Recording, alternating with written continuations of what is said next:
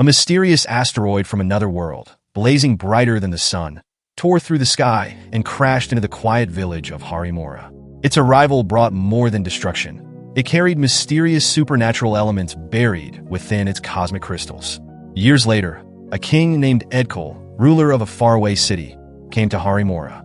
Driven by ambition, he mined the asteroid's remnants and summoned the nation's finest blacksmiths to craft a sacred idol. Forged from the cosmic crystals and rare local materials, the idol wielded the power to command rain, wind, thunder, and lightning.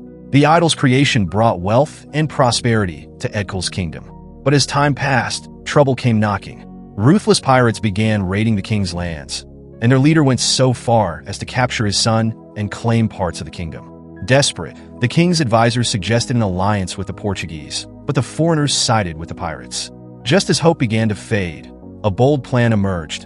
A lone warrior, Kini Kelu, a master of the legendary martial art of Kalari, might be their only chance. Kini hailed from Harimura, the place still touched by the asteroid's mysterious power. Kini arrived with confidence and unmatched skill. Facing the pirate crew, he fought with incredible speed and precision, exploiting their weaknesses with deadly accuracy. When he finally confronted the pirate leader, Kini's knowledge of the human body's vulnerabilities gave him the upper hand. He freed the king's son and earned an invitation to dine with the grateful king. During their meeting, the king promised Kini any reward he wished. To everyone's surprise, Kini asked for the sacred idol to be returned to Harimura, its birthplace. Reluctantly, the king agreed. When Kini brought the idol home, the villagers hailed him as a hero. But life in Harimura wasn't easy for everyone. Kini's girlfriend, Choti, belonged to an oppressed community and lived under harsh conditions. Tragedy struck when a smallpox outbreak ravaged her people, and Choti fell ill. Despite warnings, Kini refused to abandon her. He sought a cure and save her life, but in doing so, he contracted the disease himself. As Kini lay dying, tensions rose in Harimura. The village's upper caste declared that only they could worship the sacred idol, excluding Choti's community. This injustice filled Kini with anger, but before he could act, a shocking message arrived from King Edkul, known only to Kini. He passed away, leaving behind a pregnant Choti. Years later, their son Manian grew up to be a cunning thief, bearing his father's unmatched fighting skills but lacking his moral compass. He terrorized Harimura, stealing from villagers and even the local leader, Nambiar. When Nambiar called the authorities, tragedy struck. A police officer, unable to find Manian, assaulted his wife, Manikium. Furious, Manian emerges from hiding, attacks the cop, and throws him to the ground, warning him to target him, not his wife.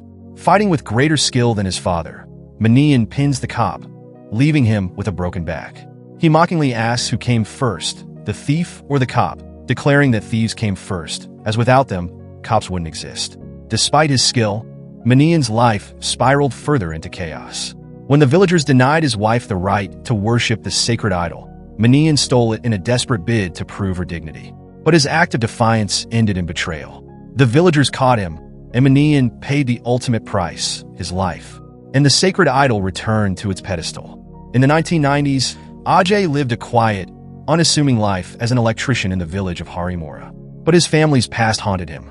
As the grandson of Manian, the infamous thief, Ajay was often ridiculed and mistrusted by the villagers. They never forgot the sins of his grandfather.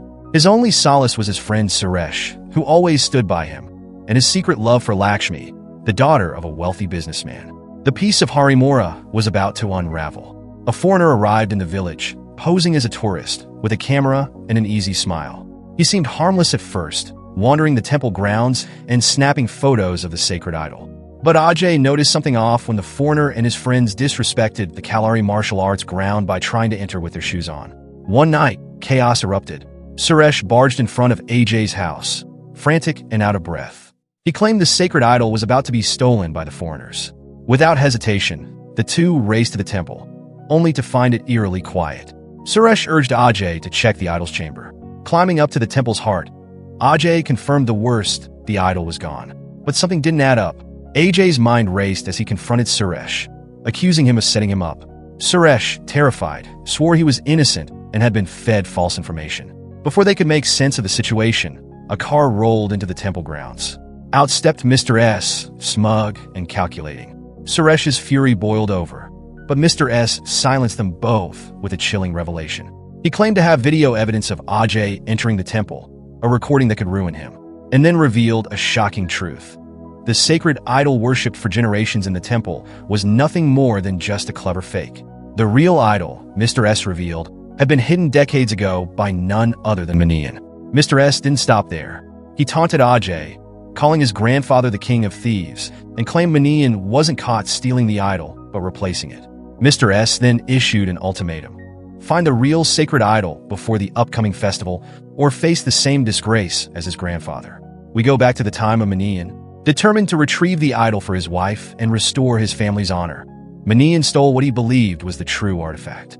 He hid it in a secret cave beneath the waterfalls and brought in his blacksmith friend to check its value. But when the blacksmith tested it, they discovered something devastating. The idol was a perfect fake. The real betrayal had occurred long before, during Kenny's time. The King Edkul had never given Kenny the original idol. Instead, the blacksmith of that time had crafted two idols, a real one and a fake. It was revealed that the original was hidden away, and Kenny had unknowingly taken the forgery. This news totally psyched Manian out. He wouldn't rest knowing his father had been tricked. Therefore, he set his sights on the king's palace, determined to retrieve the real sacred idol. With the blacksmith's guidance, Manian infiltrated the palace, slipping past guards and disabling traps. The deeper they ventured, the more perilous it became. Fireballs swung like pendulums, arrows shot at his legs, and hidden mechanisms threatened his every move. But Manian's wit and skill as a thief carried him through, allowing him to halt the traps and push forward.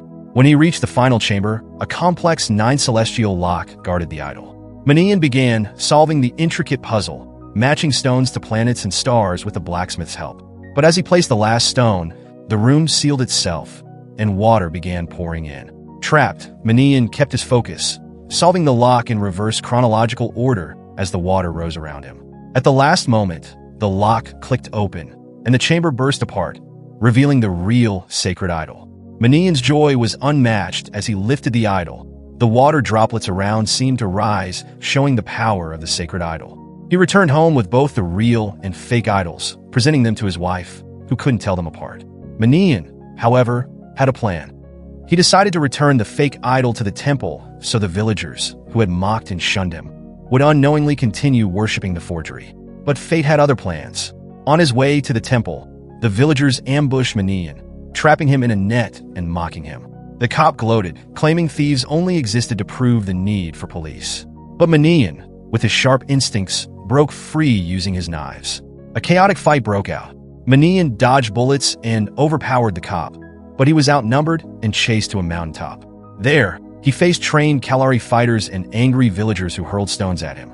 Cornered, Manian threatened to throw the fake idol into the waterfalls, daring the villagers to lose what they believed was sacred. But then Nambiar, the village leader, brought Manian's wife and child into the fray, threatening their safety. Faced with an impossible choice, Manian placed the idol on the ground, gave his wife one last proud glance, and leaped into the waterfalls, disappearing forever. Now, in the present, Ajay finds himself ensnared in this legacy. Mr. S blackmails him. Find the idol, or be framed as a thief, just like his grandfather. Ajay, desperate and determined, teamed up with his loyal friend Suresh to unravel the mystery of his grandfather Manian's hidden sacred idol. They pieced together a map, marking all the places Manian might have visited, but their efforts led nowhere. Frustrated and demotivated, Ajay turned to Lakshmi, his girlfriend, for advice. She suggested searching for places so secretive that only someone like Manian could deem them worthy of hiding something so valuable. Inspired, Ajay scanned the map once more and discovered a curious location. He ventured into a mysterious cave, but the air inside was thin, making it hard to breathe. Darkness overtook him, and when he woke up, he saw a vision of Manian watching him. Before Ajay could process what he was seeing, his grandfather's figure dissolved into glowing fireflies that led him deeper into the cave. There, Ajay found ancient carvings etched into the walls, remnants of a long-ago asteroid crash. The carvings told the history of his ancestors, Kenny and Manian, and the sacred idol. However, the one thing Ajay needed, where Manian had hidden the idol, was absent. Outside the cave, Mr. S was waiting. He reminded Ajay that the deadline to return the idol was looming and taunted him, urging him to think like a thief. Ajay shot back that Manian wasn't the thief. It was the king who had cheated his family.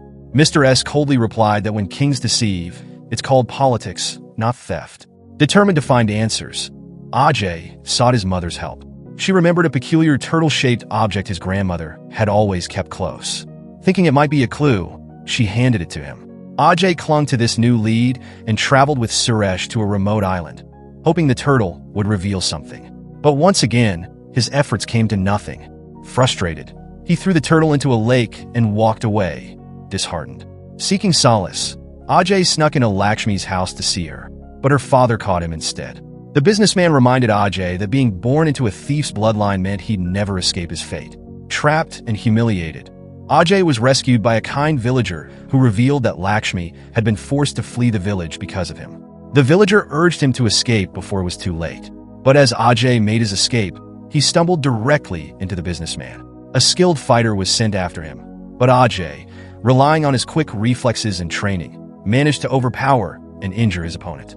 The commotion drew the attention of the villagers, who quickly rallied to chase him down. Running for his life, Ajay found himself retracing the same paths where his grandfather Manian had once been hunted. When he reached his home, he was horrified to find it engulfed in flames, set ablaze by the furious villagers. With nowhere else to go, Ajay sprinted toward the same mountaintop where Manian had made his fateful leap years ago. At the cliff's edge, Ajay faced his attackers. The villagers fought him relentlessly, just as they had fought Manian. His mother was dragged to the scene, her heart breaking at the sight of her son, standing where her father had once stood. The tension reached its peak when a villager hurled a scythe, striking Ajay in the abdomen. Injured and out of options, Ajay stumbled and fell over the cliff's edge, just like his grandfather before him. Ajay's body sank into the cold depths of the lake, his strength fading, but then a mysterious person pulled him out. He woke up on the muddy bank, gasping for air. The sharp pain in his abdomen reminded him of the scythe lodged there. With a grunt, he yanked it out and hurled it away. But something strange happened. The scythe came back, landing right where he lay. Confused, Ajay stood and threw it again. This time, it flew to a specific point in the lake, stopped midair with a metallic whirring sound, and shot back toward him. Following the path of the scythe, Ajay spotted something familiar glinting in the rocks. It was the turtle-shaped object he had tossed away earlier in frustration. A flood of memories hit him. His grandmother used to bring him to this very lake. She would sit quietly in the boat, hands clasped in prayer, while he looked at her, confused. Suddenly, everything clicked. The sacred idol wasn't lost in some distant place. It had been hidden all along, deep beneath the waters of the lake. Without wasting another second, Ajay dove into the lake, determination burning through his pain. The cold water pressed against him as he swam deeper, the light dimming with every stroke. He found remnants of the asteroid, just like in the cave, and then he saw it, a lock guarding what he knew must be the sacred idol. The lock had a strange shape at its center, and Ajay realized it matched the turtle his grandmother used to carry. He quickly swam back to the shore, retrieved the turtle, and fit it into the lock. It clicked open. Trembling with anticipation, Ajay lifted the lid to reveal the original sacred idol, gleaming like it had been waiting for him all this time. As he held it, a warmth spread through his body, and his injuries miraculously healed. Emerging from the lake, Ajay found Mr. S waiting. Mr. S congratulated him on finding the idol and revealed that he had already replaced the fake one in the temple. He offered Ajay a generous share of the money they could earn from selling the idol. But Ajay had no intention of handing it over. He placed the idol carefully on the ground, feigned compliance, then struck Mr. S with a swift kick. As Mr. S pulled out a gun, Ajay darted behind him, disarming him with precise strikes to his weak spots. Within moments, Mr. S was unconscious. Back in the village, the people gathered at the temple, praying to the fake idol as they had for decades. But the peace was shattered when the police arrived, accusing the wealthy businessman of murdering Ajay. To everyone's shock, the police also revealed that the idol the villagers had worshipped all these years was a counterfeit. Just then, Ajay's mother entered the temple, holding the real sacred idol. Gasps filled the crowd as the truth became undeniable. Meanwhile, Suresh handed the businessman a letter from Ajay. In it, Ajay declared he had never stolen anything in his life, but for the first time he was about to steal something from the businessman himself.